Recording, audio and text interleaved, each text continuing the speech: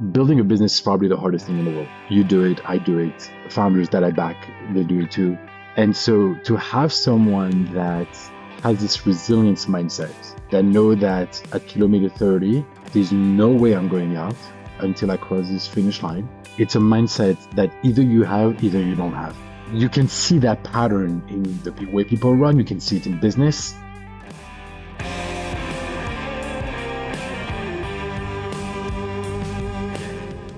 Welcome to Long Run Labs, a weekly podcast from the team behind For the Long Run, telling the stories of those running the outdoor industry where endurance and entrepreneurship meet. This episode is brought to you by Superfiliate, the affiliate platform that actually makes partnership marketing simple. I've worked with just about every affiliate platform out there, and honestly, most of them are overcomplicated, overpriced, and a headache to use on both sides. Superfiliate flips that script. Setup takes minutes, tracking is seamless, and payouts are crystal clear. It's the one platform I trust because it just works. If you're a brand looking to scale partnerships, Superfiliate makes it easy to get affiliates genuinely excited to promote your products. With co-branded landing pages, rewards in cash or credit, and tools built to inspire action, it's the platform that finally delivers. Skip the hassle and go to superfiliate.com. Mention this podcast and your first month is free.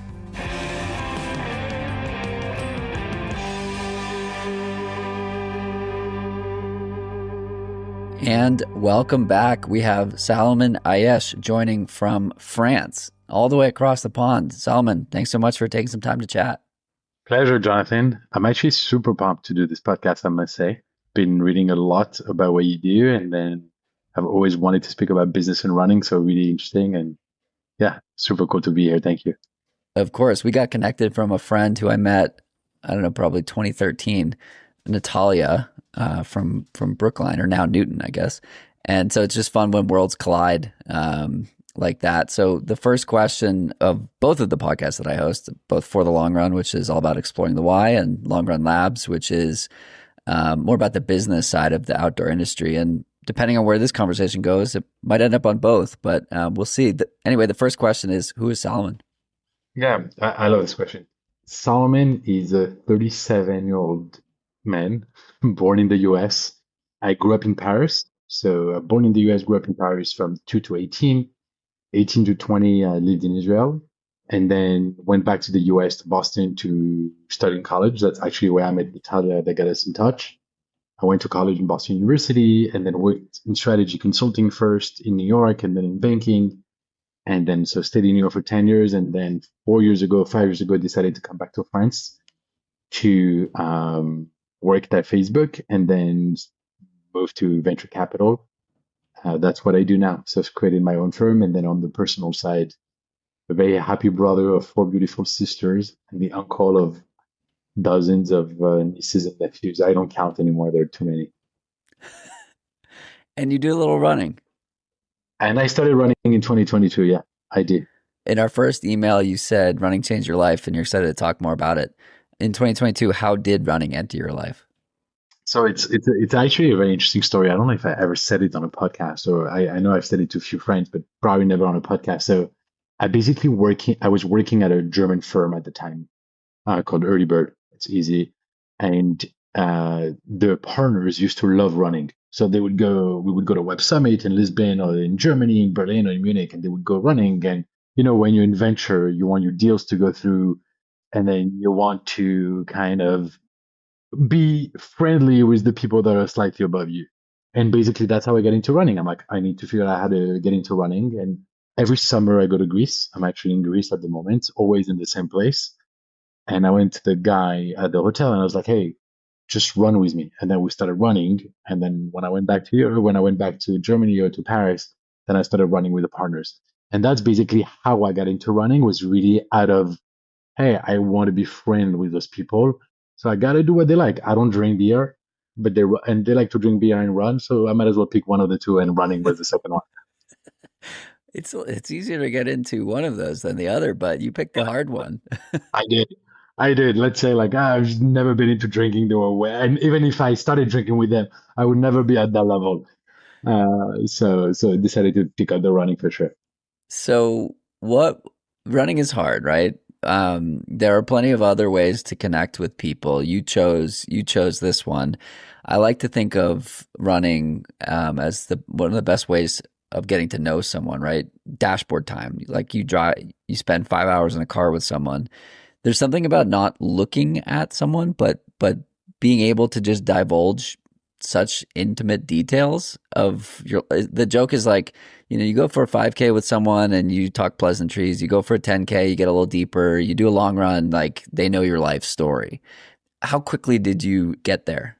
Yeah, so to finish on the German, because that's how that I got into running, and it will answer your question. Business kind of became difficult with them. We just couldn't be aligned on a lot of ways to look at the business, the way we wanted to do deals, etc. And then at some point, basically, we fell apart. And we're like, I'm just going to do my own thing. You guys do your own thing next. But I had a little bit of an ego. And my ego told me they taught you how to run, but they never did marathon. You not only will you run first, but you will beat them at their own game. And it's a little bit, I mean, I'm still really friendly with a lot of the I people love at the firm. this. So if they hear this, Christian, I love you because he's one of them. But that was a little bit of my ego speaking, saying like, I'm going to show you that I'm the best. And to answer you, that's kind of like how it started. So you have the ego that started a little bit. And then at some point, something happened where you just realize, and it's funny because when I tell you I'm excited about this podcast, I don't just mean it to make you happy. Is I've actually taken notes about what I want to speak to, the lessons that I learned throughout the journey. But it's at some point when you start running and you start going beyond a certain limit where you thought that's when I think the phenomena that you just described happens, which is you just get into your own bubble. And I never started running with people. So it was really like always on my own. I didn't even know what a Garmin was. I didn't even know what Zone 2 was. I didn't even know what alternate, when you go, I forgot the English name, when you go fast and then slower. Fartlek or intervals. So the interval so that your VO2 max increases. I just didn't know any of that stuff, right? So it was just me, my Garmin, looking at the time and saying like, hey, can I do 5K? Great. Can I do 7K? Can I do 10K?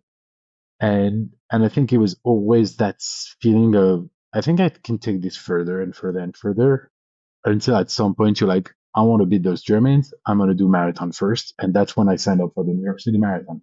The concept of like pushing beyond your limits and then reestablishing your limits is extremely poignant for me. I've been running for, I don't know, 12 years or something like that. And it's the piece of it that I love most. Like, if you told me 10 years ago what I'm doing now, I would have thought you were crazy, right? Like this past Saturday, I did a 3.5 hour run with two summits and I was so destroyed, like only 10 miles into it.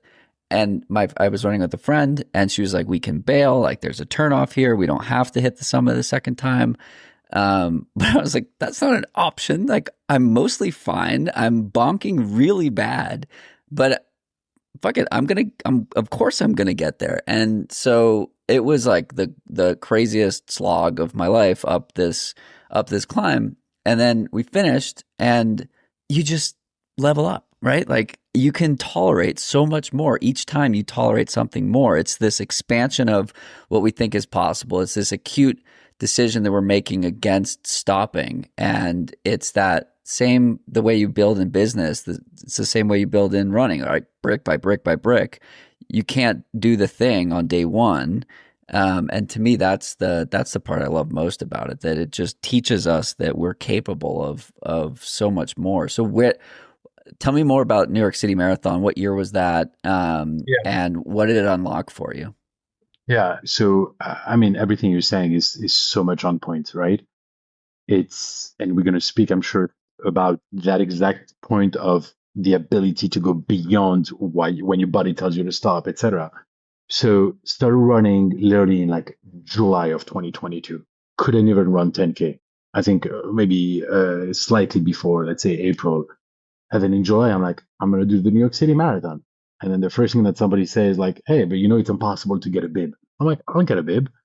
So just faked my way into the New York City Marathon where I called a travel agent that had like bibs. So that's a little tips for people. If you can get a bib for the New York City Marathon, go through travel agents. You have special marathon travel agencies that have bibs. So you just have to book everything through them. So find this guy, basically took my bib and started running. My only goal was I just want to finish it, right? I want to be the first guy to say I finish it. And then basically I started running and my Garmin was telling me you're going to finish it in like 4 hour 14, 4 hour 15, which wasn't that bad for a first time runner. And in my head, I'm like, I'm doing one marathon in my life. I tell the Germans I'm better than them, and then I move on. And ultimately, I don't know why, right before, again, that's no coach, didn't learn anything. Right before the race, I look at my watch, I'm like, you know what, Salomon, you're going to go under 4 hours. And I'm like, of course you're going to beat this. And then I get out of the New York City Marathon, and then basically I fly through the first, we do kilometers. So marathon is 42.195, 42 kilometers. I fly through the first 20 kilometers. And then obviously, I don't know when zone 1, 2, 3, 4. Later back, I understand that I was in zone 4 for basically 20 kilometer. I completely explode at kilometer 20.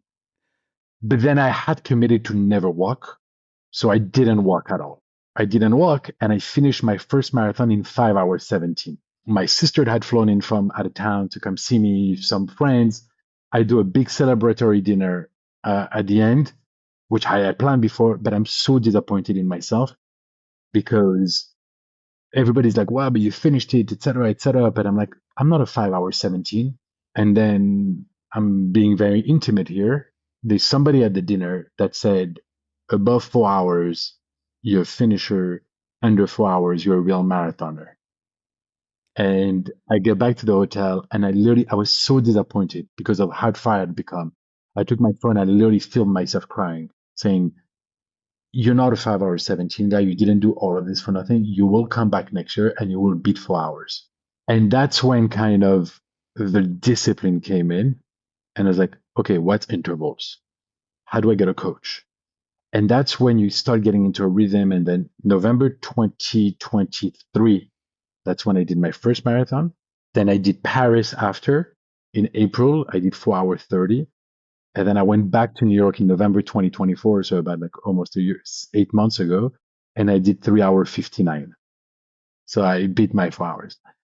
And and basically that's when the discipline, the zone two, the intervals, etc. kind of came in.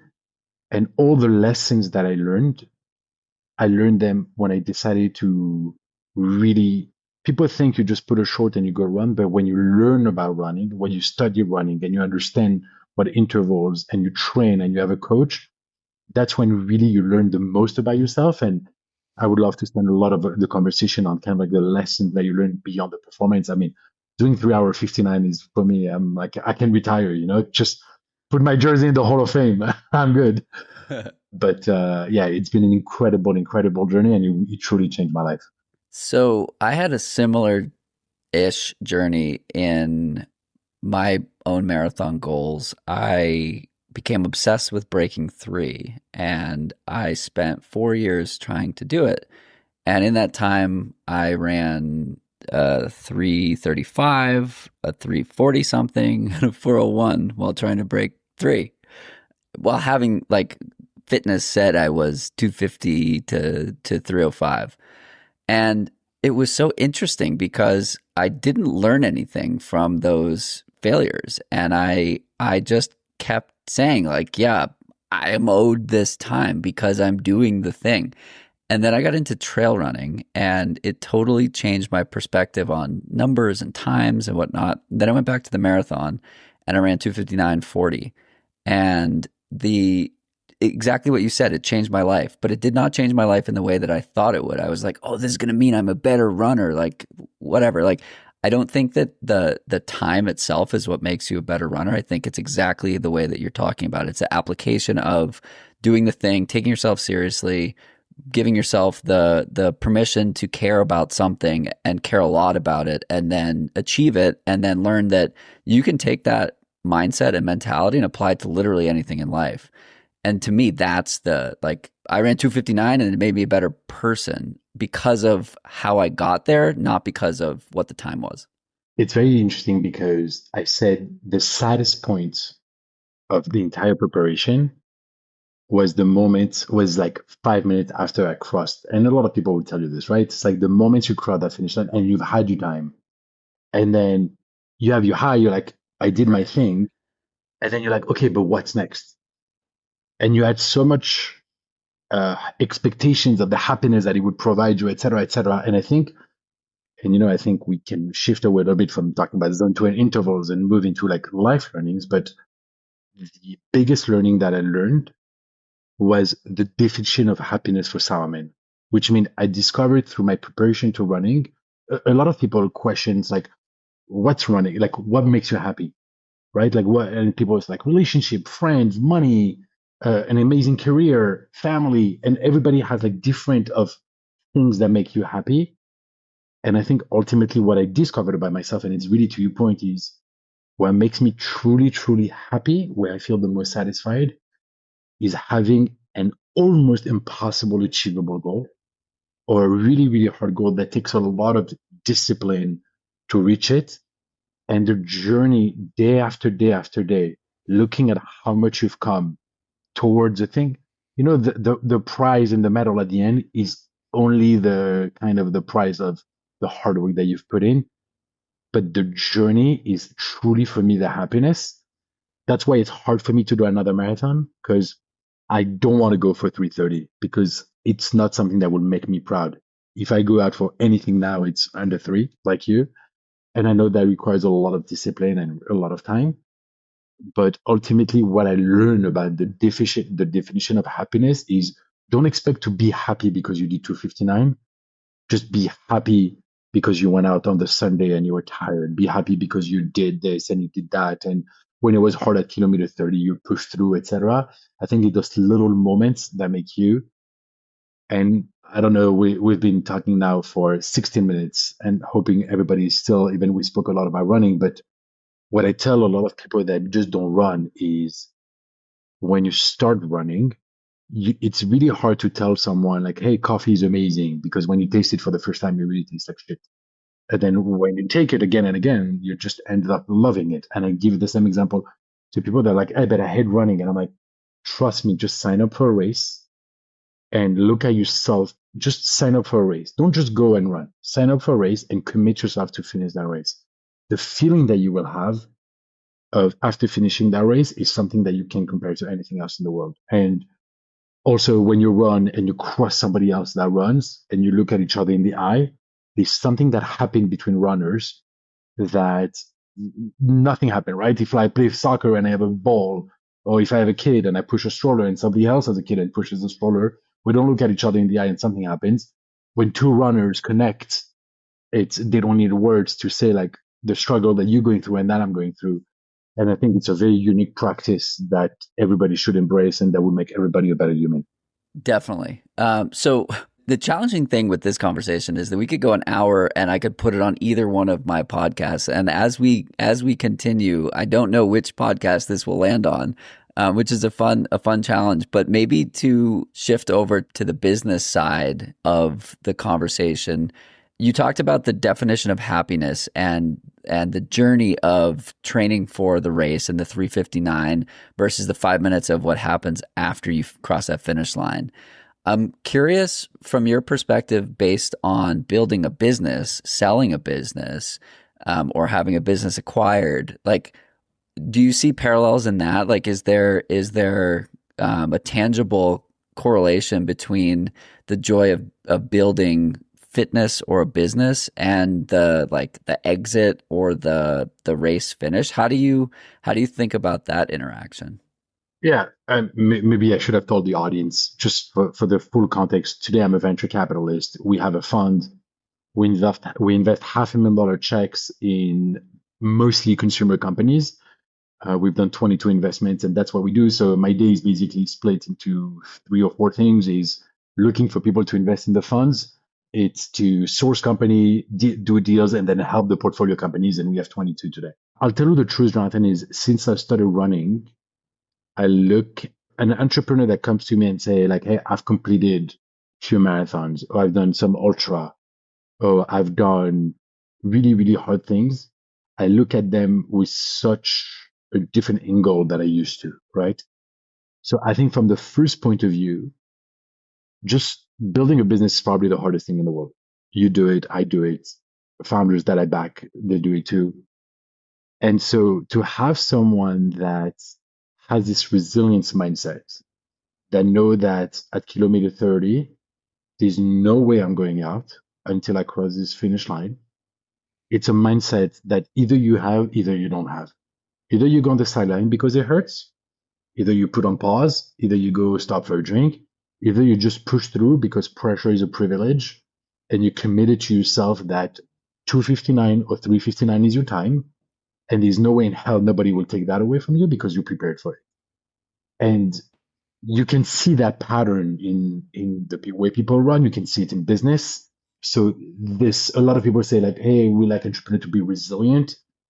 Some people will look for entrepreneur that came from like immigrant parents that came with nothing. Some people will look from broken homes and the children have something to prove. Obviously, those are like different data points. You can take those data points, but add also people that play extreme sports or run at an extreme level and commit to themselves. I think ultimately those people. So that's the first thing. And I think the second parallel that is also obvious to business is don't look at the end game as, and it's what we just discussed, right? Like 99% chance your startup will fail. That's just the way it is. 9 call out of 10 that I take with people to invest in the fund will not invest in the fund. And if you don't enjoy the journey and you don't enjoy like just waking up every single day when it's hard, when it's cold, when it's, you don't want to go, then ultimately it's impossible for you to cross the finish line.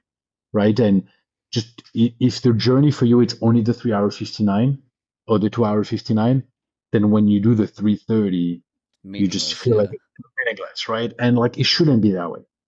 So you have to enjoy the journey. You have to enjoy the discipline. You have to enjoy how much of a better person it makes you. Because I truly think like it made you a better human. It made me a better brother, a better son, a better friend, a better boss, a better employee, whatever. So I think those are very, very important for not only being goal obsessed, but journey obsessed. How do you advise people? Do you coach people on focusing on that process in the building of the business, or do you find that people who are building businesses are more likely to be invested in the process versus chasing a specific outcome? So I think the pattern is really like an age thing. What I've noticed is I think the younger folks that are below 30 tends to be extremely like end game process. Like we read the news, we see people making the cover, we want to make a lot of money, we want to be successful, we want to raise. And I think once you pass 30, you had heartbreaks. Maybe you lost the parents because they got a little bit older. Yeah, maybe you had health issues or somebody close to you had health issues. And like life kind of like threw punches at you. And ultimately, those people tend to be better founders because they're just much more resilient at what life can throw and what the company can throw at you. One employee leaving, one employee kind of not being super honest, one big sales churning. So if you look really the pattern of a portfolio, it has to be people that are like 32, 33, 34, 35 tend to be a little bit better founders because they have this mindset of we know the journey is going to be hell and like let's go to hell. I love that. I'm advising a company where I've spoken with the founder on for the long run. The company's called Avelo.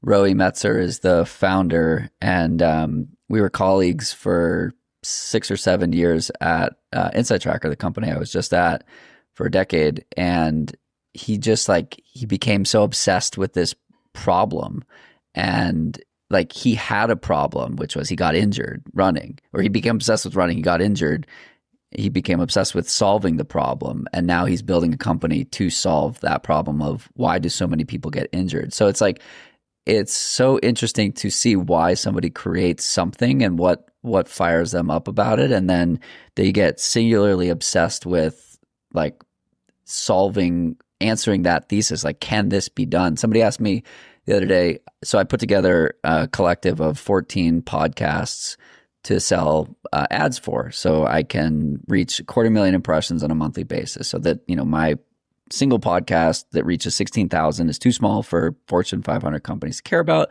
but maybe they want a niche audience because the demographic skews female, it skews millennial, it skews interested in health. So it's like the ideal persona. So somebody asked me, like, what is your goal with this? I was like, I don't have a goal with this. I just want to prove my thesis that, like, there's an interest in this, and then do the thing, right? It's like, versus like, yeah, I want to make $2 million in ad sales. That's such a meaningless number. It's not a meaningless number. It's such a, I don't know what the word is I'm trying to find is, but for me, it's less about doing the thing and more about, like, is this a thing worth doing? Should I spend time on this? And is it fun? And that's what I love about the building process. It's like answering that question on a daily basis of, can we prevent injury? Can we do this thing? Can we build value for huge brands that want to enter a niche space? Like, these are the things that I like to find and tease out. And it's fun to hear the way that you're answering that question. Yeah. No, for sure, for sure. I mean, even talking about business, it's so started running DMI 359, and then ultimately I took out a coach, right? And when you take out a coach, I'm like, let me download every app out there because I'm an investor. That's what I should do. And basically, I became obsessed with like downloading apps, understanding which one was the best, and that's how I basically came out at Rana. And I looked at Rana, which is a big UK, found them, pinged the CEO, pinged one of the investors, asked to be intros, and I think they were a little bit too big at the time, but really kind of like dig really, really deep on the business side. And we can speak about it because like I obviously wrote an article, did like an entire map out. I really took kind of like this passion and brought it to like business and saying like, hey, wait, there's something that people don't like to do, but when they like to do it, they commit for 4 months and then they pay for it. But not only they pay for it, but they never churn because they commit. And then not only that, but there's more and more people going marathon. So it's like it's an endless pipeline of opportunities, and basically dig deep to in the space. I can't tell you too much about it because we've made an investment that will be announced, I would say, in the next 3 to 6 months. But yeah, we ended up finding kind of like our gold mine of the company that we wanted to back, and I think it's going to be probably one of the leading companies in Europe in the running space. So it's something that started as a revenge with the Germans, became a passion, a personal passion. Bit I learned about myself, and then I made a business out of it. So we're looking forward to seeing that one day. Amazing. So the article you're referencing is the Substack you wrote in February, Yeah. I believe, where you outlined the running boom, and there were four key components of it. Limitless potential, right? There are 600 million people globally who run training programs. My relationship with my coach is going on 8 years at $140 a month. That's great. LTV. The social aspect, people love doing things together. You go out to eat, you train together, you go to group runs, you do all these things. You talked about the data-driven edge, analytics, and performance, right? There are so many apps that can play a role. There's so much technology that can play a role. And then beyond the finish line and the race registration component of, like, Run Sign Up is doing 10 to 15 million registrations a month. Ultra Sign Up is doing tons, and apps like Movement and others are intending to basically put together that entire ecosystem so that you have a runner at any stage in their journey. And, oh, you just signed up for a race? Well, here's a coach. Well, here are the products here's a sample box of sports nutrition that we have identified this is your first marathon. Well, you should think about nutrition in the way you've never done it before. Maybe let's connect you with a dietitian, a sports diet. Like, so there's so many different components of that life cycle of a runner that it's not advertising to them. It's matching them with things that they need at specific points in time. I mean, I think you're literally on point. I think if I have to really put my business hat on, before running, I looked at a company called Practica. And Practica was basically like a language learning. You can look it up. We looked at it at seed. It was a 12 million valuation.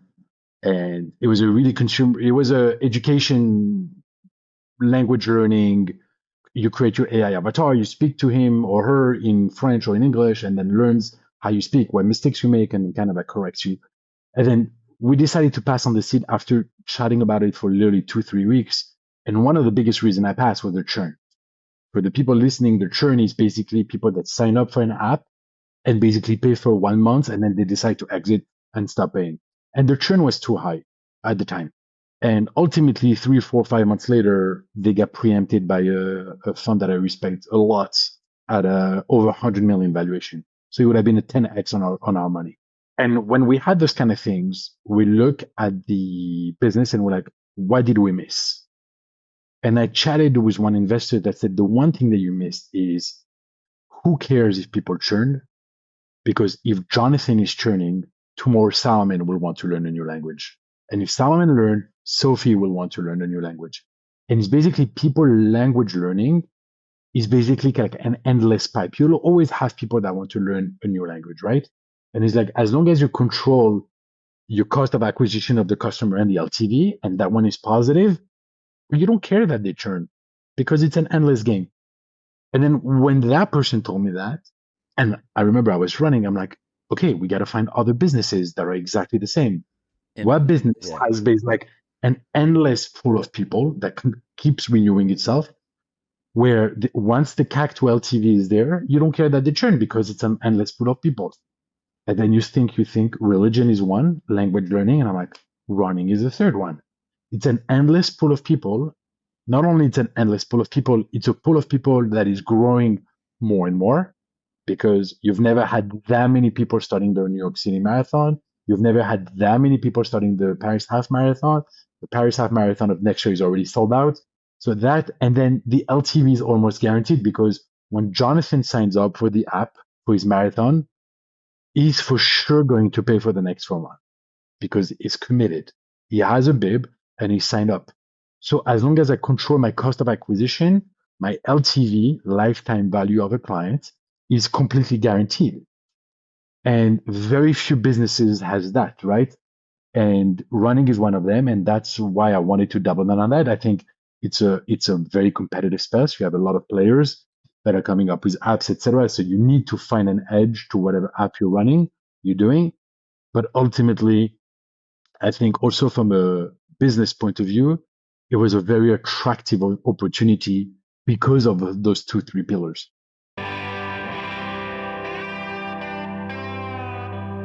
Hi, friends. Are you enjoying this episode? That's great.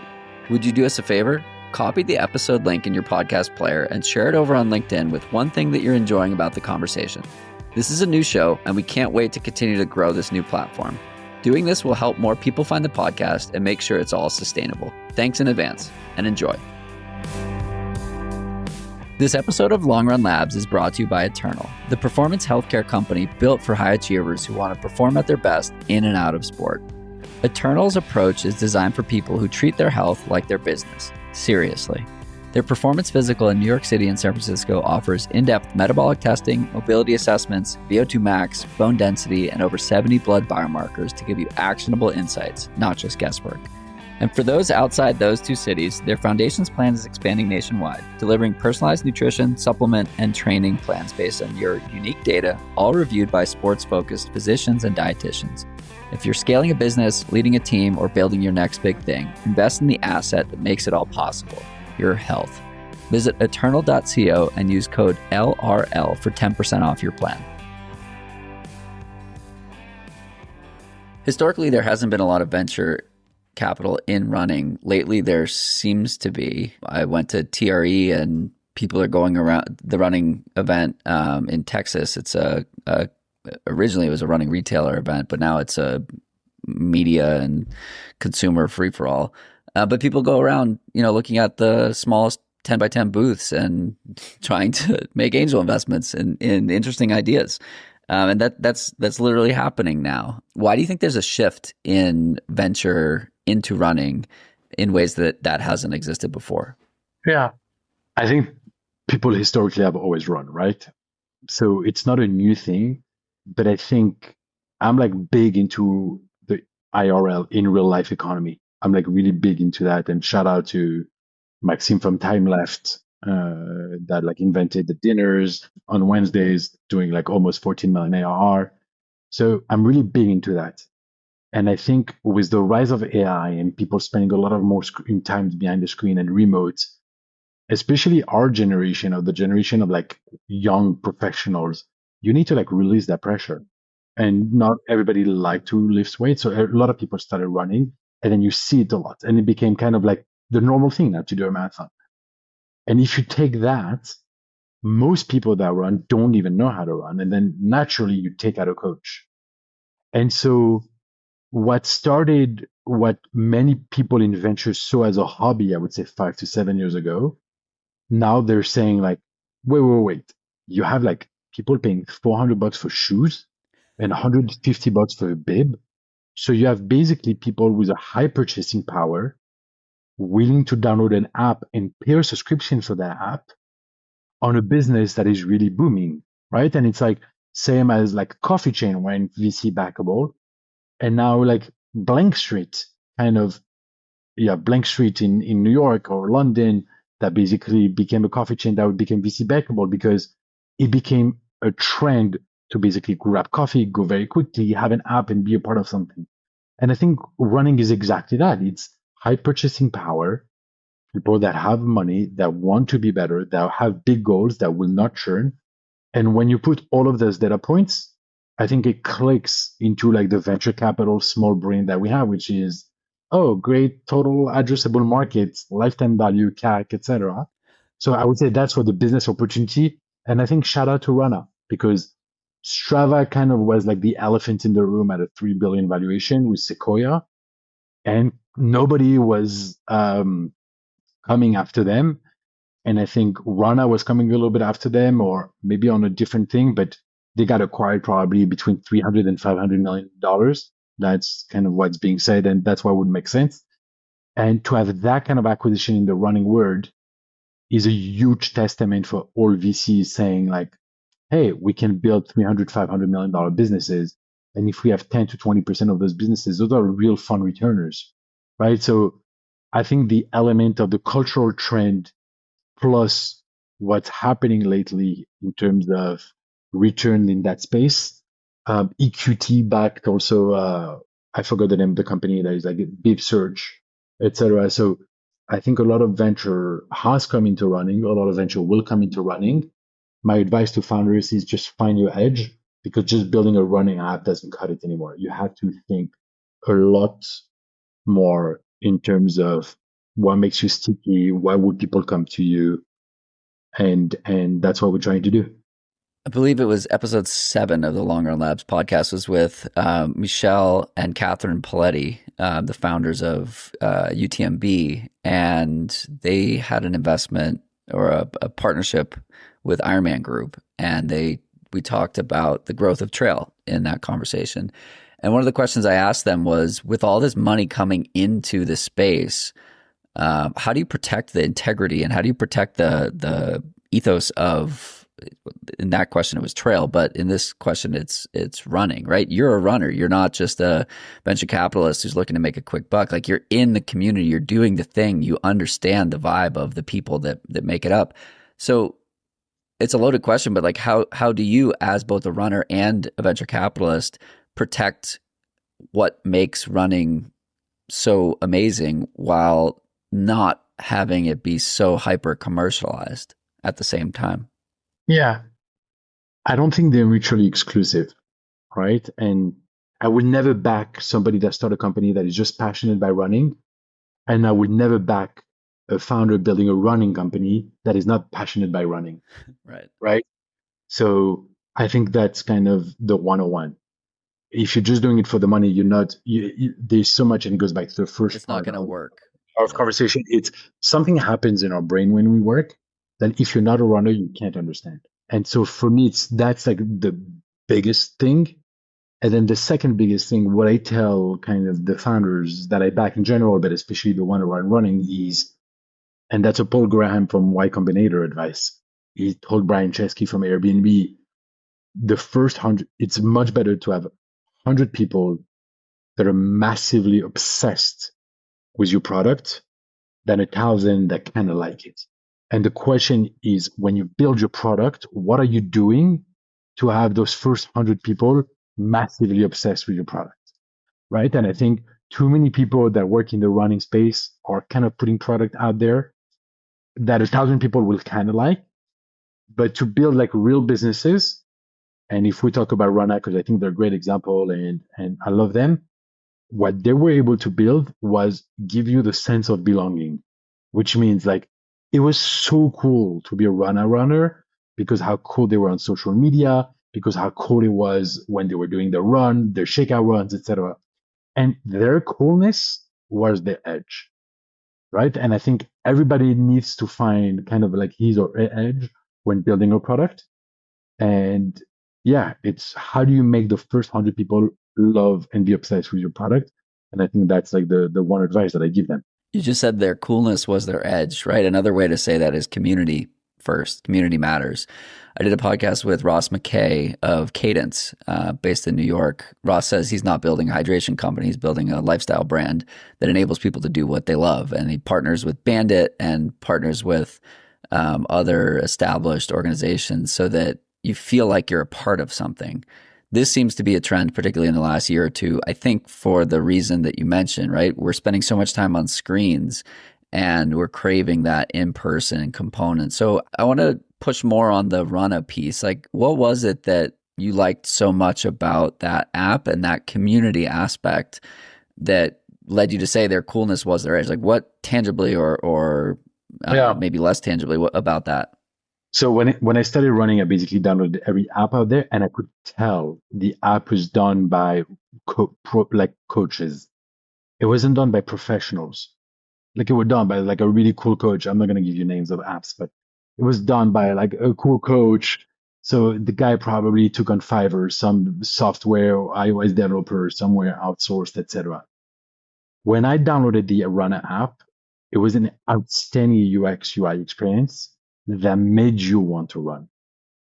And combine that with the effective community that you just described, I'm like, those people, I don't know who they are, but they're not only runners, they're also business people. And they're not only business people, but they're also runners. And when you have those two brains being mixed with each other, that's how you come out with great products. And once I started digging into it and speaking to the investors, that's when I realized that they were slightly far away, meaning in terms of where they were in terms of revenue. I think I spoke to them where they were slightly under 8 million of revenue. They sold at 50, so I saw them like literally 3, 4 years ago, but it was already too late.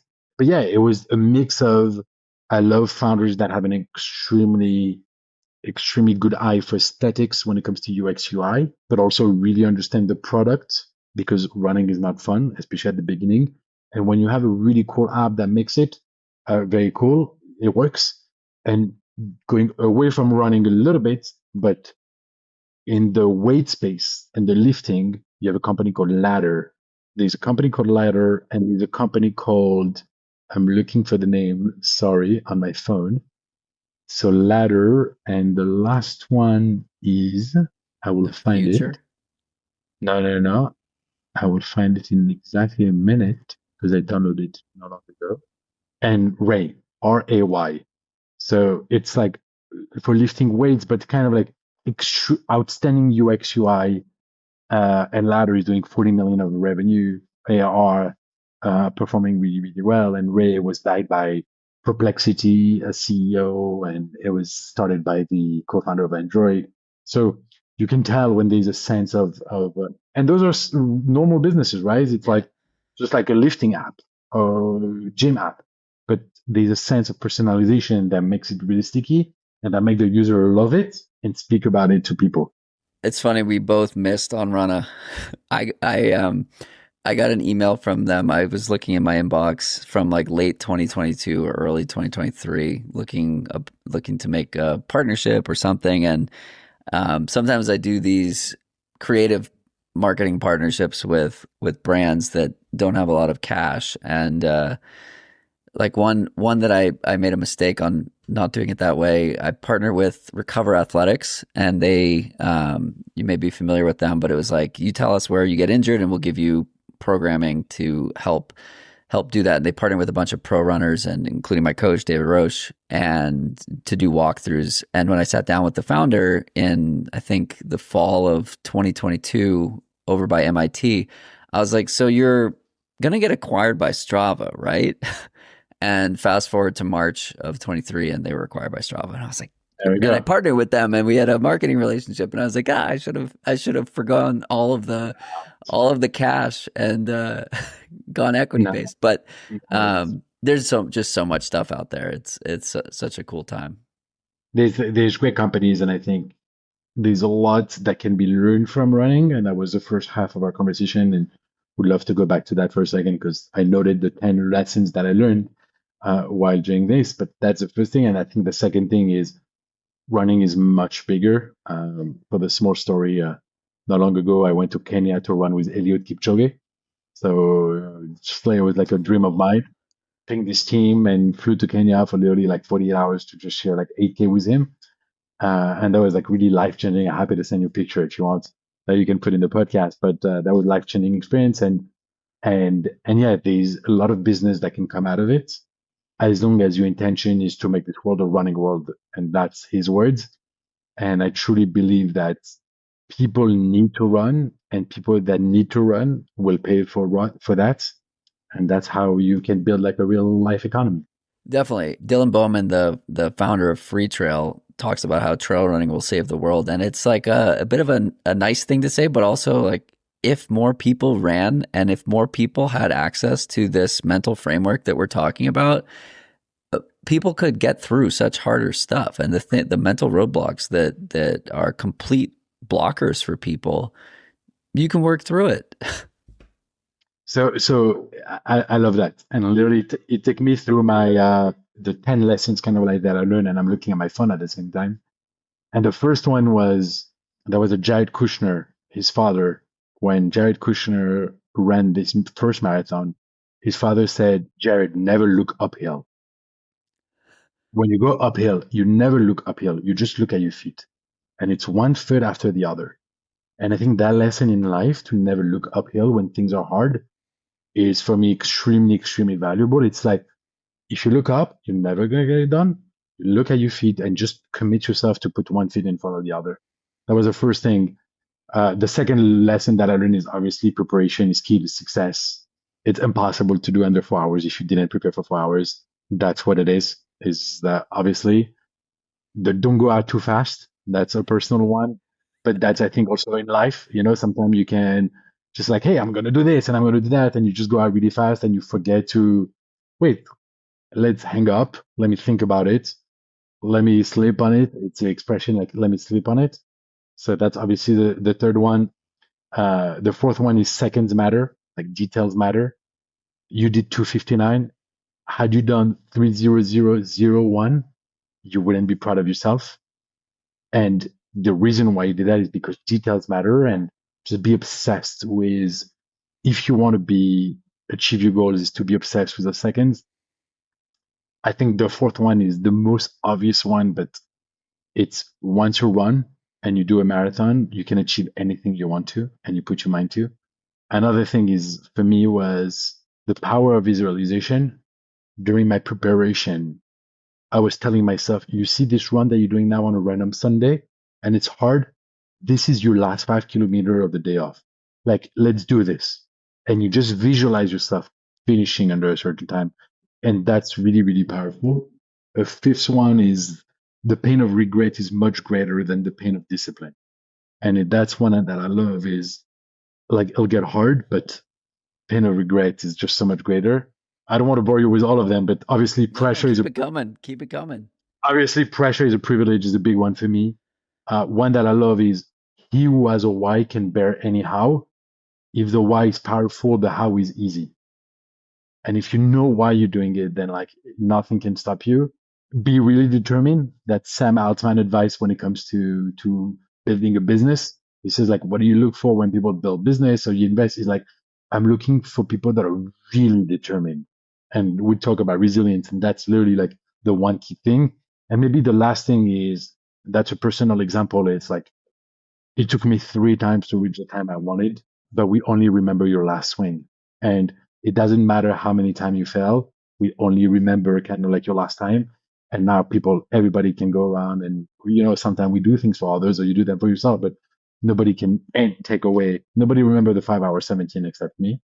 Everybody remember the 3:59, and that's all that matters.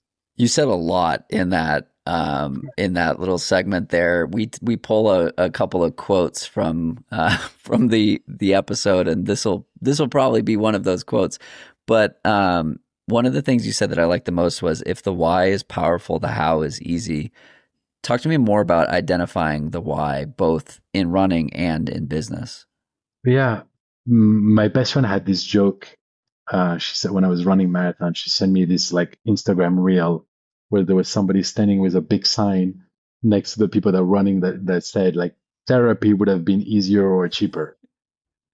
And in a way, running just as a health thing is for everybody. People that run marathons or people that run like the ultra distance are actual freaks. Like something needs to be wrong with you to like want to hurt yourself that much and to want to go so deep within yourself to learn about yourself. It's like you're going really, really, really deep. And I think that everybody has a different why.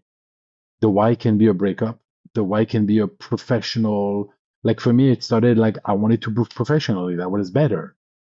And then it became a very personal thing. So I think you find the why in some people go through a divorce and they want to do it. Some people go through a health issue and they want to prove to themselves. And I think everybody needs to find it. Never take your coach's why, never take your friend's why. Just try to find it yourself and say like, hey, why am I doing it? And I think it's the same in business, right? It's like you really want to start a company, but like, why do you want to start a company? And if you just do it because you want to say, you finished the marathon, you're not going to wake up on Sunday morning. You're not going to be successful at building your business if you just want to make money, right? And finding this why is just so important because the how becomes easy. And if the how is easy, then you can literally do anything. That's the framework that is really hard to learn outside of running, in my opinion, because it's so forced. You're forced to learn it because at the end of the day, like, nobody is making us run. Somebody is making us work, right? Like, for most people need to work to put food on their table, and so you have to do the thing. But this totally optional suffering that we choose, it's an arena to explore and to learn. And it's exactly what I said in the intro. And it's a good friend that told me that like pressure is a privilege. It's like just remind yourself at all times. It's like now that I did my 3:59, it's really, really hard for me to be motivated to just go run. I just do it because I'm like, you've worked so hard to like be in shape to get there. Just don't lose it. So I do like 10, 20K a week max. Like I don't have a why now. So it's very hard for me to find my how. But I think if you have the blessing to have a why, then remember that pressure is a privilege and just go do it. And you will become such a better person. And shout out to Eva when she saw me running my first marathon. She's like, wow, how did you do this? And I'm like, buy your bibs for Paris. Let's do it. She's like, I never run more than 8K. And she literally went from like 8K to doing this. She's also another investor. And I think she learned so much about herself. She learned so much about going above limit, letting go, pressure, etc. And I think it's if you're blessed with having a why, whatever it is, or a hardship, a blessing, whatever that is, just embrace it and go out there, put on a short and pair of shoes and go do your run. So you said right now you don't have a why. How do you find it again? I don't have the answer to this. I think my why goes back to very, very early in the conversation. I said, I found true happiness through running because my definition of happiness was doing really, really, really, really hard things day after day after day until the end goal. And I think my why now is doing something really, really hard, almost impossible, which is breaking three for me. And that's why it's really hard for me to go out for 3:30 or 3:15. Because for me, it's not hard enough that it will procure me happiness throughout the thing. So I think you need to find what makes you happy. And I think it took me a lot of work to say what made me happy was this really, really hard thing of doing 359. And I'm like, whoa, I feel really, really good now that I did it. Let's let's do another one. And you need to look back, look at moments that made you happy and try to apply them in running or in racing for sure. Amazing. I have a couple of other, or I guess one or two other topics I wanted to get after, but was there anything else that you wanted to cover? I think we covered it all. We covered pretty much everything. Amazing. I'd be remiss if I didn't take the opportunity to ask about the cultural differences and European values and the you've lived in Israel, you've lived in America, you've lived in France, you're in Greece right now. Like, tell me about how you interact with these different communities, running communities, globally. Yeah, I mean the beautiful thing is I'm in Greece now, and it's funny because you see people running. I think running is literally like all over. It's not the running boom. It's not just a US thing or a European thing or a modern society thing. Right. It's really happening all over. So I think that's kind of like the common denominator. And I think culturally, I don't believe in the running clubs, right? I think the running clubs is like the new dating apps, and they will stay there for like the next year or two, and it will work, and they will work. But I think ultimately people don't run to go what you get out of like a 5 6K with 25 people is very very different from you going out with yourself or with one person for like 10 15K. What you learn about yourself is very very different, and I think that's kind of like what's here to stay. And so culturally, I think in like more cities like capitals like Paris, New York, you have a lot of those running clubs booming, and I think it's very similar. And like the all-time record that I was quoting, whether it's all-time attendance, whether it's all-time female attendance, I think it's true across the line. So the beautiful thing is there are not that many differences. If it is for, I would say, trends like the running clubs and those, but I'm not a big fan of them. But if they can get people into running, then if you have to start there, then start there. I love it. Salman, this has been a blast. Where can people find you if they want to follow along with your journey? Find me on Instagram, find me on LinkedIn. LinkedIn, I reply faster, or email salomons@origins.fund. It's been a blast also, Jonathan. Thank you, because this was a deep conversation that is like away from venture in general, and something really, really close to my heart. So thank you for the time. And as we said at the beginning, running did change my life. And I hope it will change the life of a lot of people that listen to you on a regular basis as well. Amazing. And thank you to Natalia for making this connection of two people that should know each other and would have a great conversation together. So appreciate the chat. Thank you so much. Thanks for tuning in to this episode of Long Run Labs. If you like this episode, make sure to subscribe, leave a review, and share it with someone who's building something of their own. We'll be back next Tuesday with more stories at the intersection of endurance and entrepreneurship from the people shaping the outdoor industry in ways big and small. Until then, keep showing up, keep asking questions, and we'll see you out there. This show is produced by Dylan Delaney of Delaney Video LLC, with musical composition by Brian Walters of Single Track Sound, and managed overall by Emily Holland of Wild Poppy Creative.